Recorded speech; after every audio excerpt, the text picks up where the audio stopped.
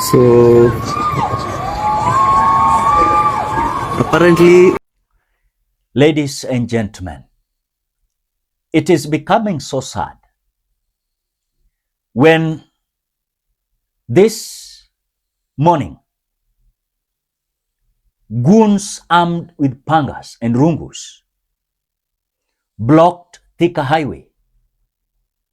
And the reason, we don't know. These are goons that even the police officers, they don't care. Pale Pangani, your flyover,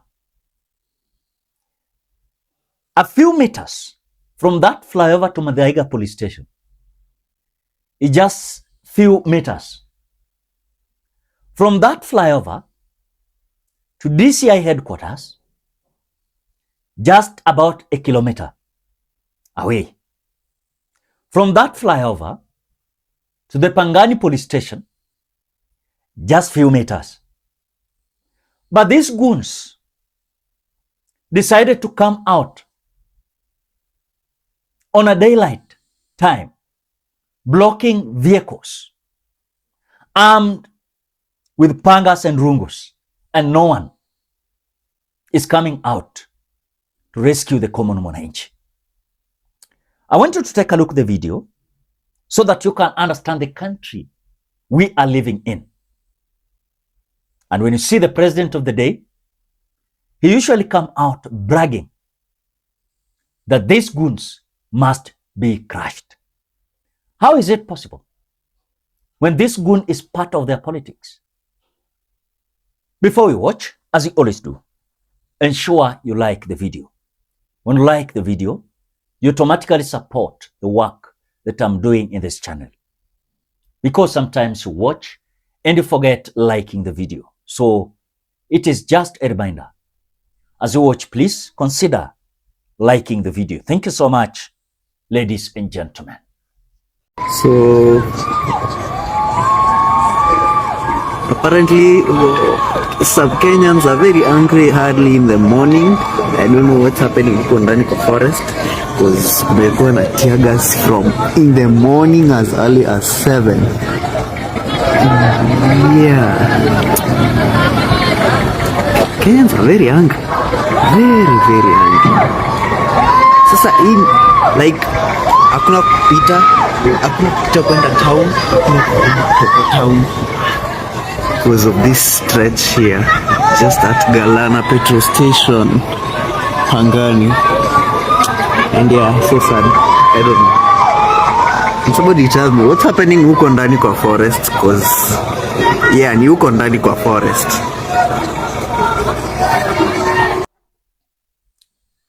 The goonism is becoming the order of the day in this Republic of Kenya.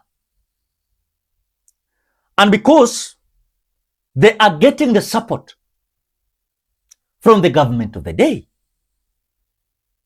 Look at the scenario that happened with the PS called Fikirini, where one of the goon who usually mobilize some meetings for politicians, it turns that he mobilized a meeting and some young youths in the meeting of this PS called Fikirini, somewhere in Kariuko.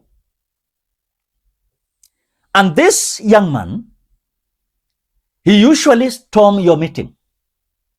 If you don't involve him, you don't pay him. So by that time, we are being told, after mobilizing, he was to be given a certain amount of money.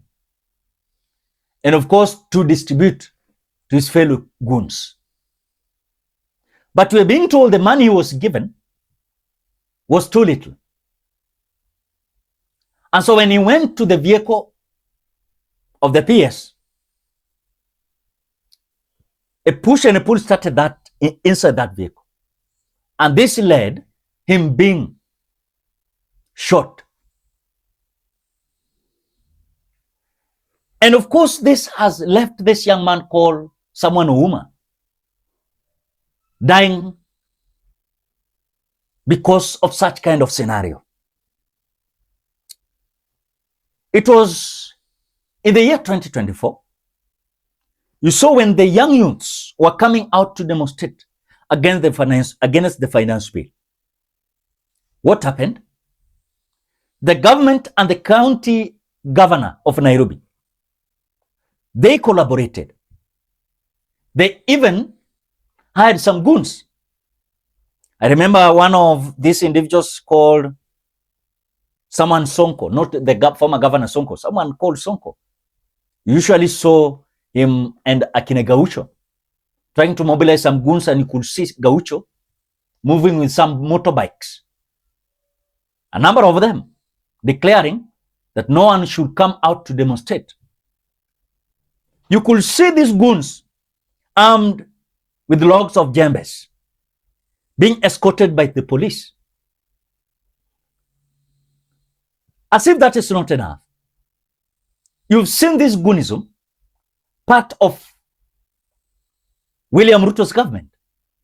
Look at what happened in Ovaya at a certain church called SK, where Gachagua went to have a church service there. What happened? Goons together with the police escorted each other. They went and attacked the church. Wait, as if that is not enough. You saw what happened in Limuru, where goons again stormed a meeting where Gachagua was there, and women and children were there. They were seriously attacked. Remember, as we speak, I can count on and on how many goons have been arrested. The other day, some goons almost killed the senator of Vihiga, Geoffrey Otosi. No one has been arrested, and if there was someone who was arrested, was released. And these goons are just freely moving in Kisumu. The pain that I'm feeling in my country is that we have a president behind the scene who understands who are these individuals. And of course, we have the police that is becoming the custodian of supporting and escorting these goons to commit crimes, but no one is coming out to defend the common mwananchi. As I speak, now, Linda Mwananchi, they are in Kisii and Nyamira. I'm receiving a report that a certain member of parliament in Kisii and Nyamira, allied to the government of the day, they mobilized some goons. And in fact, as this week, some people are injured there in the Linda Mwananchi rally there. I'm asking a simple question.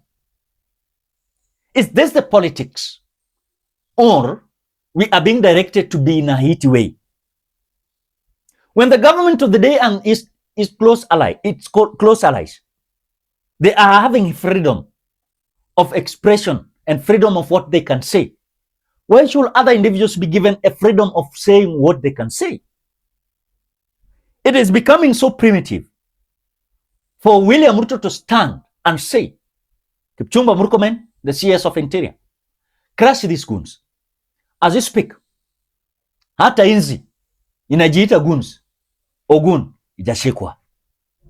But today there's a video, leo tu, goons wanastorm barabara, wanafunga barabara, na kutoka hapo mpaka Muthaiga police station si mbali. Kutoka Pangani police station mpaka hapo si mbali. Kutoka DCI headquarters mpaka hapo si mbali. Where are we living? Where are we living? It is becoming unsecure that even the common mwananchi, they are so worried. Where should they go? Should they migrate from Nairobi and go to other countries, to other counties? But still, those counties, the same thing is happening. Where are we going as a country? Where are we going as a country? Where we have a president who is fooling us Monday to Saturday or Monday to Sunday, January to December. Nothing is happening. Have you ever had even a goon being arrested and jailed under William Ruto's administration? By the way, how can they arrest them? Yet these goons are theirs. Is it making sense?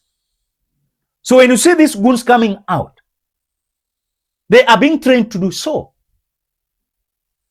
The other time you saw Robert Alai doing something that is very useless. A certain public participation, Robert Alai, sijui ni Kilimani or Milimani, Robert Alai stormed with goons, threatened people there. Then now they are in power. Where are we going as my country? Where are we going? Where are we going?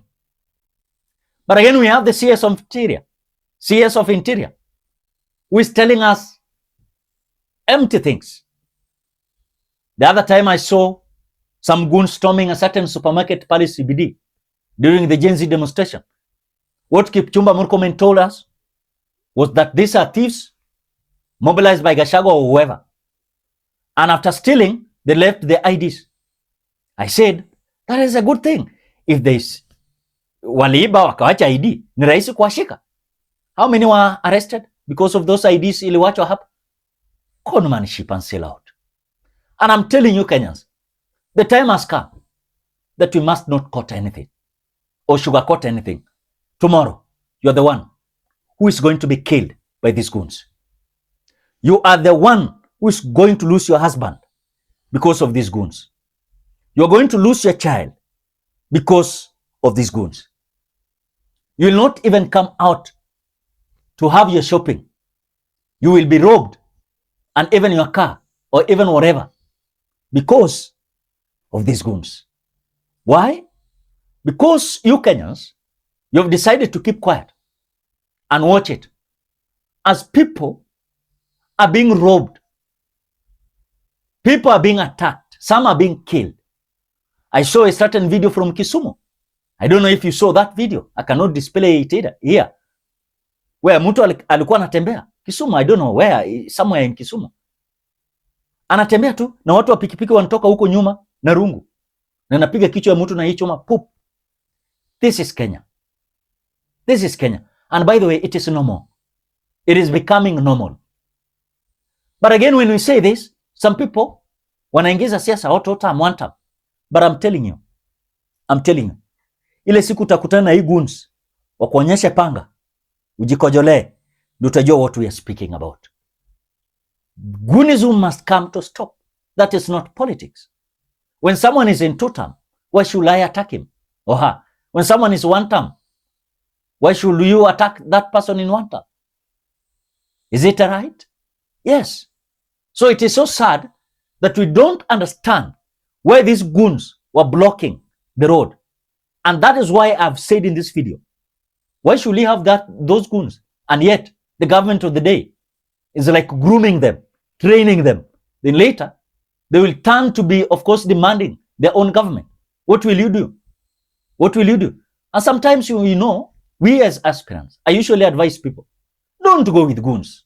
You know, the last Sunday I was, in my village home. And I'm one of the aspirants.